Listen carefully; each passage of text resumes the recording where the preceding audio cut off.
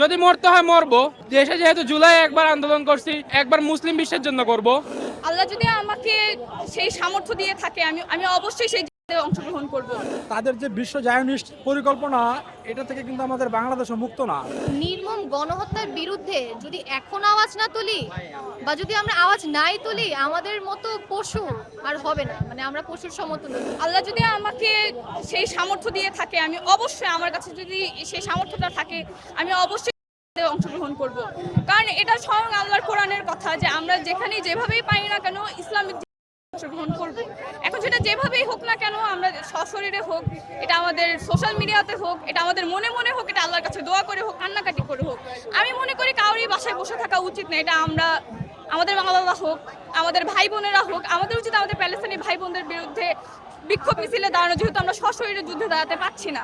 আমরা কোনোভাবেই তাদের কোনো রকম আমরা রীতিমতো এই মুহূর্তে হেল্পলেস। আমাদের পক্ষে বাসায় বসে কান্না করা ছাড়া আর কিছু করার নেই, আল্লাহর কাছে দোয়া করা ছাড়া আর কিছু করার নেই। এই মুহূর্তে বাসা থেকে বের হওয়ার একটাই রিজন, আমি চাচ্ছি এই ধরনের রক্তপাত যেহেতু বন্ধ হয়। এই নির্মম গণহত্যার বিরুদ্ধে যদি এখন আওয়াজ না তুলি বা যদি আমরা আওয়াজ নাই তুলি, আমাদের মতো পশু আর হবে না, মানে আমরা পশুর সমতুল্য যদি আমরা না করি। ফিলিস্তিনে যাব, তা আমাদের ভাইদের জন্য তো আমরা অবশ্যই যাইতে রাজি আছি। যদি মরতে হয় মরবো, সমস্যা তো নাই। দেশে যেহেতু জুলাই একবার আন্দোলন করছি, ফিলিস্তিনের জন্য একবার দেশের জন্য করছি, একবার মুসলিম বিশ্বের জন্য করব। তারা মূলত আমেরিকা থেকে প্রভাবিত, এখন টোটালি আমেরিকা এবং ইসরায়েল থেকে প্রভাবিত। তাদের কাছে তারা বন্দী। যদি আপনি আরব বিশ্বের সাধারণ জনগণকে বলে, তারা কিন্তু ঠিকই বলবে যে তারা চাচ্ছে, কিন্তু তাদের নেতাদের জন্য তারা আটকে যাচ্ছে। তাদের নেতারা এক একজন, আমি লাইভে বলবো যে একজন ক্লাউন। পুরা ইসলামিক অর্গানাইজেশনটা এখন ক্লাউন দ্বারা পরিচালিত হচ্ছে। তো এই কারণে সবাই আটকে যাচ্ছে মুসলিম বিশ্বের উপর থেকে। এই জন্য মানুষ রয়েছে। আপনি অমুসলিম দেশগুলোতে যান, আপনি জার্মানিতে দেখেন বা ইতালিতে দেখেন, ইউএসএতে দেখেন, অমুসলিমরা সবচেয়ে বেশি এখন আন্দোলন করছে। বান্ডেল থাকলে প্রতি সেনমানিতে টাকা বাঁচবে। বিকাশ সেনমানি বান্ডেল কিনে জিতুন প্রতি লেনদেনে। ইসরায়েল এখন একটা পাওয়ারফুল দেশ হিসেবে রূপ নিয়েছে, জাস্ট বিকজ মিডল ইস্টরাও কিছু বলতেছে না, ইউকের সাপোর্ট পুরোটাই পাচ্ছে।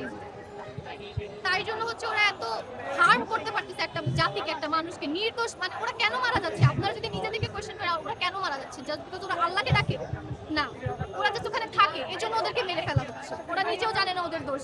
তাহলে এইরকম রিজনলেস ম্যাটারে আমরা কিভাবে চুপ থাকবো? যদি আমরা চুপ থাকি, আমাদের মধ্যে মনুষ্যত্বর বিবেক বেঁচে নেব।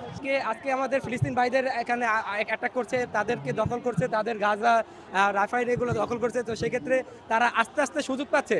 তারা কয়দিন পর আমাদের মুসলিম বিভিন্ন কান্ট্রিতেও হামলা করতে পারে। তারা আস্তে আস্তে তারা দখল করছে। এখানে আসতে ফিলিস্তিন আমাদের ভাইকে মারা হচ্ছে, কিছুদিন পর হয়তো আমাদের অ্যাটাক করতে পারে। এটা তো কোনো ভরসাই নেই, তাই না? তো সেক্ষেত্রে এখন আমাদের রুখে দাঁড়াতে হবে। আমাদের প্রত্যেকটা মুসলিম কান্ট্রি যদি একসাথে হতে পারি আমরা, বা কেউ যদি আহ্বান জানায়, আমাদের বাংলাদেশ থেকেও যদি কোনোভাবে কোনো পদক্ষেপ নেয়, ইনশাআল্লাহ আমরা যাব। যেহেতু আমরা মুসলিম না হলেও যেভাবে এত অত্যাচার জুলুম করা হচ্ছে, যে ছোট ছোট বাচ্চাদের উপর, মানে হৃদয় স্পর্শ করে। হ্যাঁ, আরব কান্ট্রিদেরকে আমরা ধিক্কার জানাই। আমরা বাংলাদেশে থেকে কিচ্ছু করতে পারতেছি না। ইভেন আমাদের ভিসা ফ্রি করে দেওয়া হোক, প্রয়োজনে আমরা ওইখানে গিয়ে জিহাদ গ্রহণ করব। তাও এরকম মানে অত্যাচার জুলুম আমরা সহ্য করতে পারতেছি না।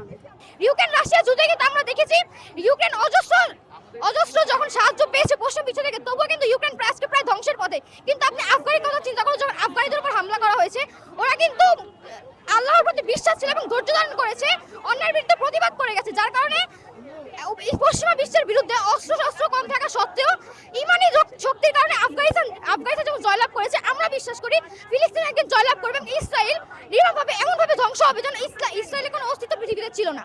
আজকে ফিলিস্তিন, কালকে সিরিয়াতে ঘটনা ঘটতে পারে, জর্দানে ঘটতে পারে। এবং আপনি জানেন যে ইসরায়েলের যে প্ল্যান গ্রেটার ইসরায়েল প্রতিষ্ঠা, এর জন্য কিন্তু আপনার যে আরবের মানচিত্রের কয়েকটা দেশ তাদেরকে দখল নিতে হবে।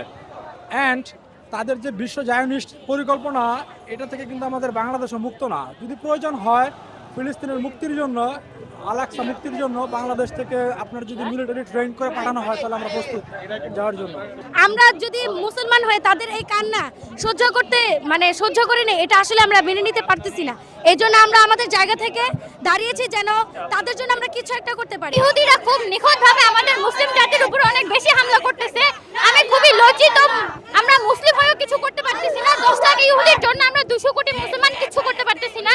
আমরা এই জন্য ফিলিস্তিনের হয়ে আমরা আমরা ফিলিস্তিনের হয়ে এই জন্য আজকে